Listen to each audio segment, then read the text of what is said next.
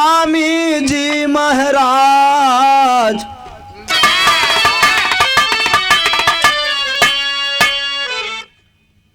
आज सभा भैयन के सामने रखियो हमारी लाज।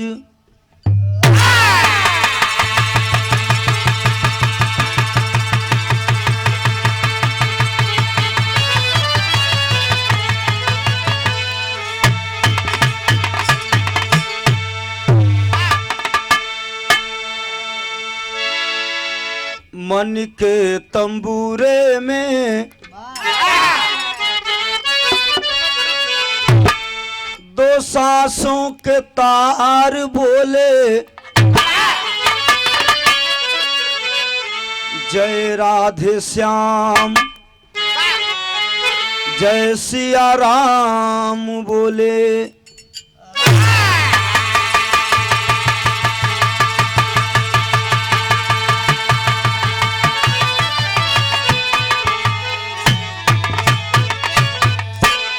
लागी लगन लीलाधारी से जली ज्ञान की ज्योति, राम नाम का हीरा पाया, श्याम नाम की मोती।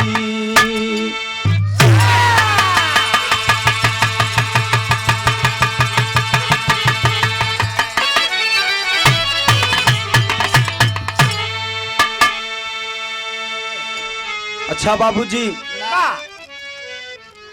माता रानी विंध्यवासिनी के पावन आंचल में बसी है बहुत खूबसूरत वसुंधरा।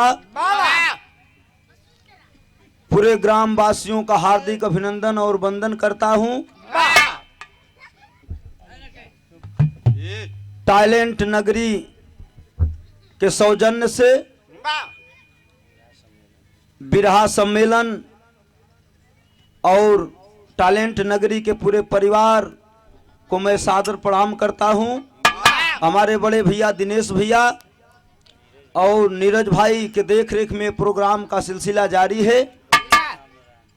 आदरणीय हमारे बड़े भैया राम नारायण जी, गुरु जी का हार्दिक स्वागत करता हूं और आए हुए दूर से सम्मेलन कलाकार का भी स्वागत सम्मान करता हूं। एक लाइन माता रानी के भजन है मास्टर।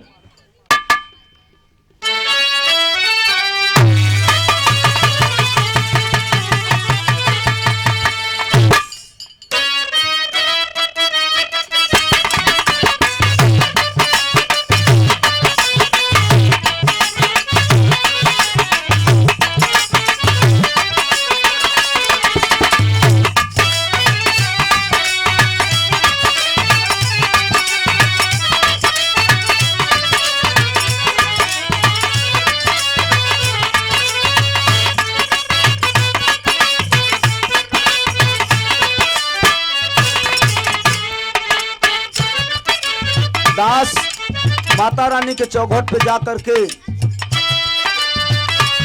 अरदास करता है, इबादत करता है और कहता है,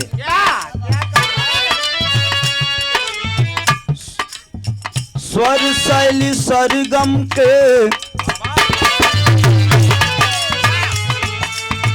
स्वर शैली सरगम के मलकिन कहावे लो।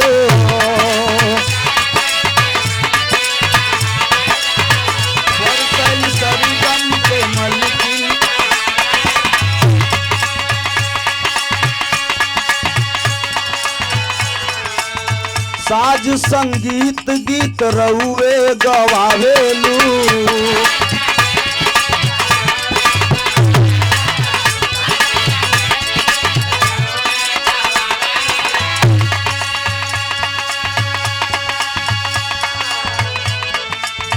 नैया मजेदार से, नैया मजेदार से किनरवा लगावा हो, लगावा हो, लगावा हो, बिना बादल बिरवा के ताहार झनकावा हो, बिना बादल बिरवा के ताहार।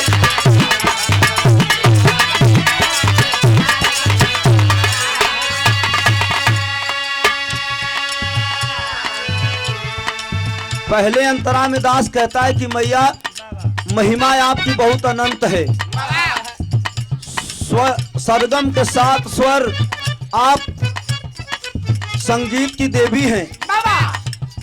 ये बेटा कुछ नहीं जानता है, अगर कुछ जानता है तो कवि की कलम इशारा करती है। क्या?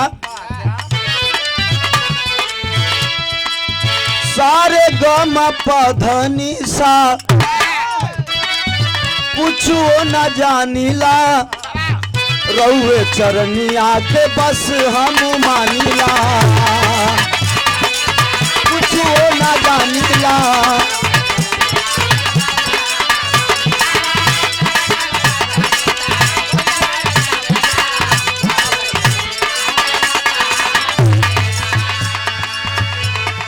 अरे भगतन के लाज मैया,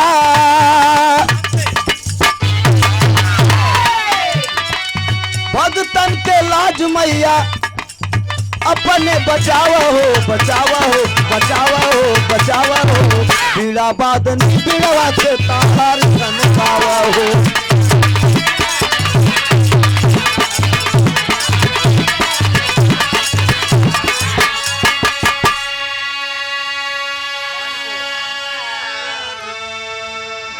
सुने वाले सभी श्रोतागण बंधु गौर करेंगे, भजन चाहे एक लाइन हो चाहे 1000 लाइन हो, बताया गया है हमारे गुरु जी आप आदरणीय राम नारायण कवि जी बताते हैं कि मन की तरंग मार लो बस हो गई भजन, आदत बुरी सुधार लो बस हो गई भजन।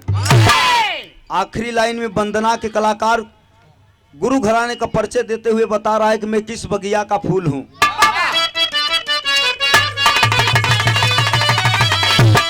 अरे बच्चन बिहारी गुरु अपू जल चरनिया,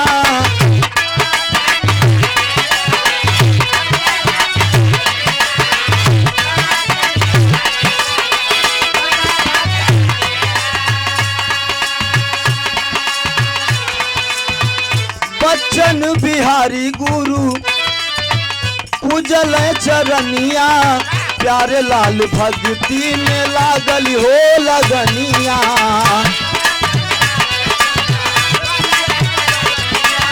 प्यारे लाल भक्ति में लागल हो लगनिया।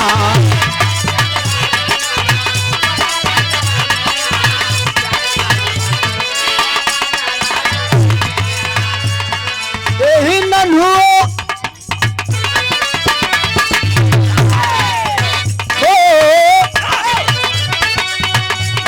से अपने मैया गीतिया गवावा हो गवावा हो गवावा हो, अब बीड़ा वादनी बीड़वा के तार झनकावा हो, बीड़ा वादनी बीड़वा के तार झनकावा हो।